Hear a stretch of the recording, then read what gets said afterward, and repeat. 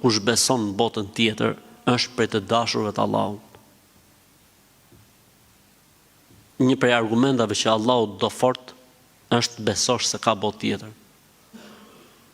Ai që nuk beson në botën tjetër nuk është i dashur i Allahut. Ka thënë pejgamberi sallallahu alajhi wasallam, Allahu këtë botë ja jep atyre që i do dhe atyre që nuk i don.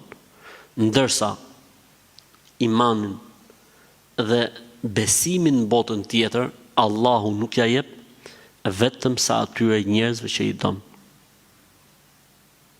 Për këtë arsye, nëse ta ka dhënë Allahu këtë fat, këtë mirësi, këtë bekim, pra besimin në botën tjetër, ti duhet ndjehesh shumë mirë.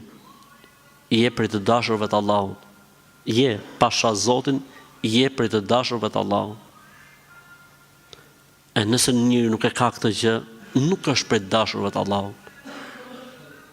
Sepse Zoti Xhelalu e ka lidhur, si më thënë, dashurinë e tij me dy gjëra.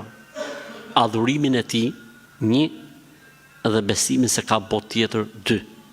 Kush ka njërin po s'ka tjetër, nuk është i dashur i Allahut. Pra kush beson se ka botë tjetër, po sa adhuron Allahun, si bën dobi. Kush adhuron Allahun po s'ka botë tjetër, besimin në botë tjetër, nuk i bën dobi. Kështu që në momentin që Allahu Xhelalu ka fut ke ky grupi atyre që besojnë Zotin e botën tjetër, do të thotë se ti je për dashurët të Allahut.